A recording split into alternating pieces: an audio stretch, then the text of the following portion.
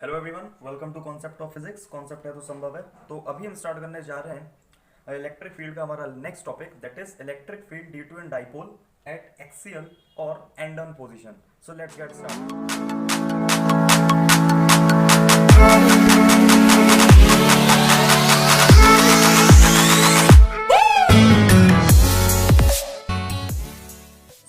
अभी हम electric field की बात कर रहे हैं कुल मिला के ड्यू टू अ डाइपोल। अच्छा, इस डेरिवेशन से पहले हम आपको थोड़ा सा डाइपोल के बारे में बता देते हैं। Dipole is nothing but a pair of charges having the same magnitude but opposite in nature. अगर एक नेगेटिव होगा तो दूसरा पॉजिटिव होगा, placed at a very short distance, that means 12। अच्छा, हर एक डाइपोल का अपना डाइपोल मूवमेंट होता है जिसको हम स्मॉल पी से रिप्रेजेंट करते हैं, जो कि होता है q product of two charge and the distance between the two charges, that means q into 12 unit हो जाएगी इसकी कूलम मीटर। अच्छा, अब चूंकि ये वेक्टर क्वांटिटी है, ध्यान रखेंगे ये एक वेक्टर क्वांटिटी है तो इसकी डायरेक्शन होगी। इसकी डायरेक्शन कैसे रिप्रेजेंट करेंगे, ध्यान से देखिएगा। माइनस से प्लस चार्ज की ओर, this will be the direction of electric dipole movement. This will be, I hope समझ में आ रही हो इतनी सी बात ना। अब हम अपने प्रोसीड करते हैं डेरिवेशन की तरफ। हेडिंग हम ऑलरेडी लिख चुके हैं, electric field due to a dipole at axial या एंड ऑन पोजीशन। ये भी लिख देते हैं, एट एक्सियल, और इसी को हम बोल देते हैं and on position.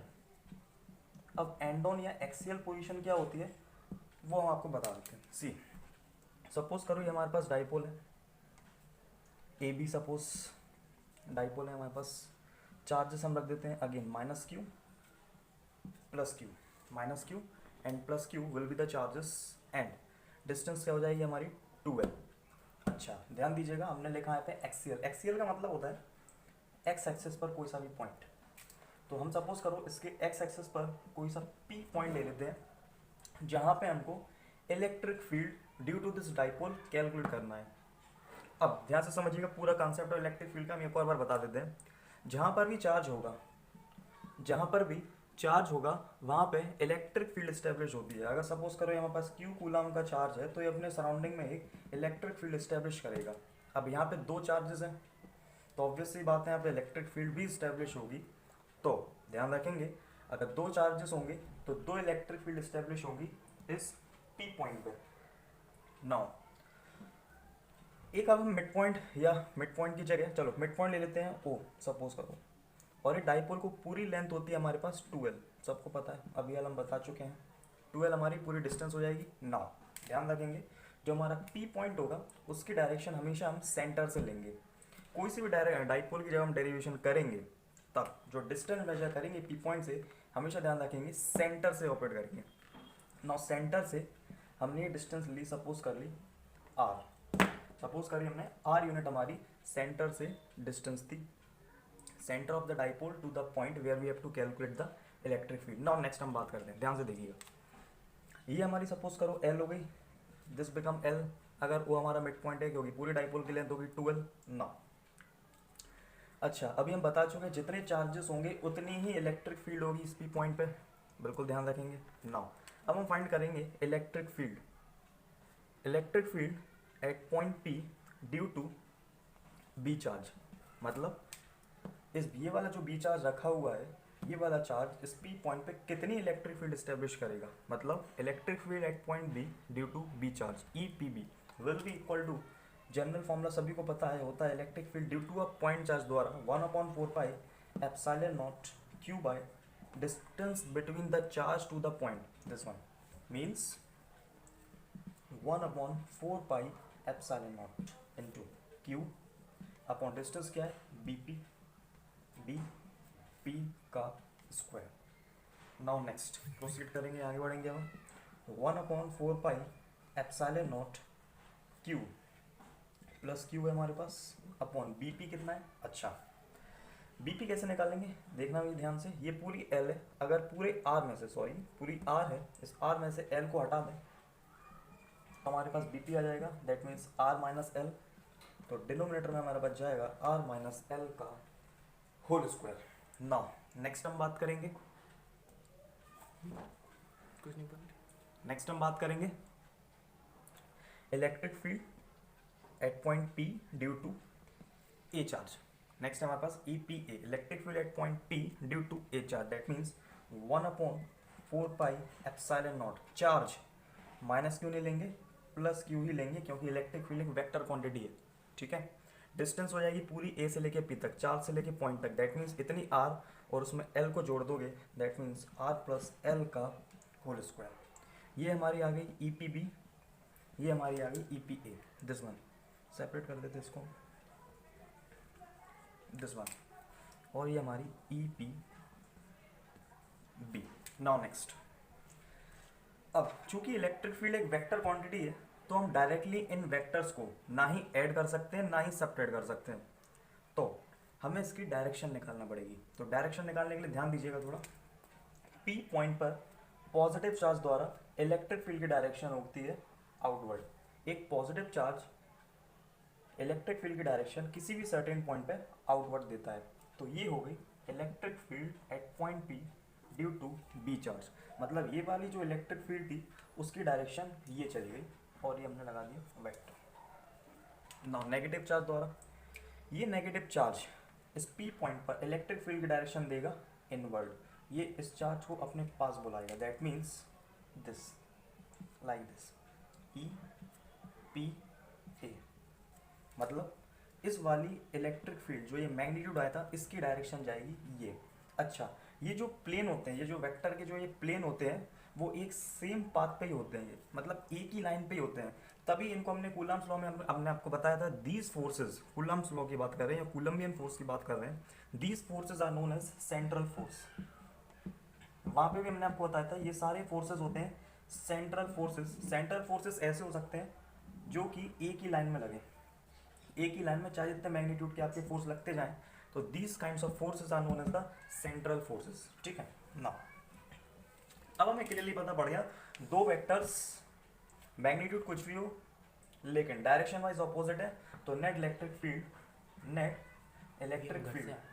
E will be equal to, minus कर देंगे, ऑपोजिट डायरेक्शन में हमारे वेक्टर्स आ रहे हैं, तो net electric field will be equal to EPB minus के EPA।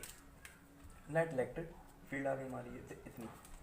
चलिए वैल्यू पुट कर देते हैं, see E will be equal to EPB, that means 1/4πε0 Q upon R minus L का whole square minus 1/4πε0 Q upon R plus L का whole square.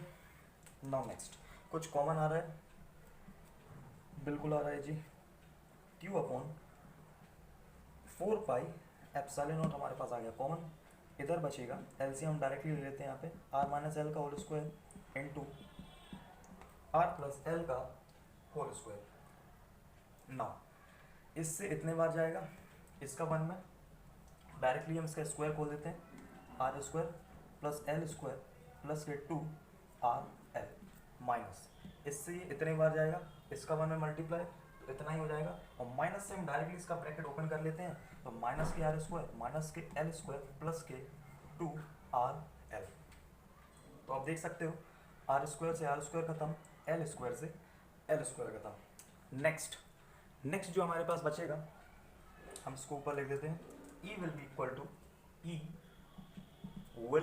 To Q upon 4πε0, Q upon 4πε0 2RL plus 2RL, that means 4RL upon A minus B का whole square into A plus B का whole square, that means A square minus B square का whole square, that means R square minus L square का whole square.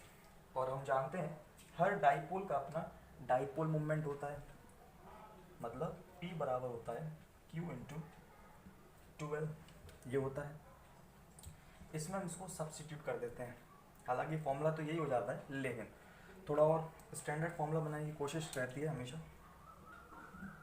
C that means E will be equal to, क्या बचेगा, Q into 12, ऊपर बचेगा only 2R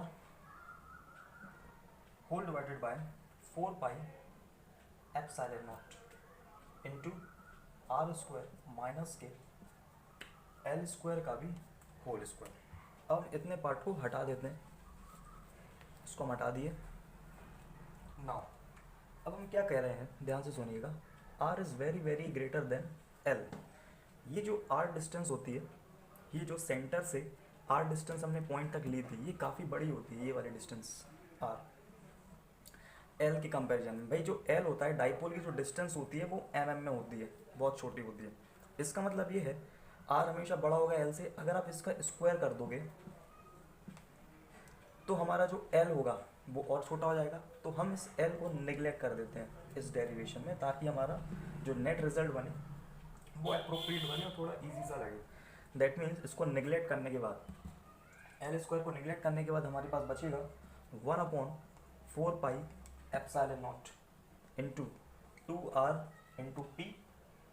ठीक, 2r यहाँ पे आपका आ जाएगा p, डाइपोल मोमेंट इंट्रोड्यूस हो जाएगा, और नीचे बच जाएगा आपका r की पावर 4। तो जैसा कि आप देख पा रहे होंगे, एक r से एक ये खत्म।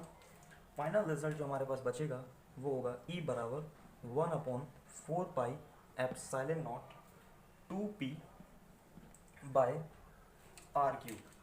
तो इतना हमारा कुछ electric field due to an axial या एन नॉन पोजीशन बनेगी किसी भी डाइपोल के संदर्भ में, न्यूटन पर कूलम।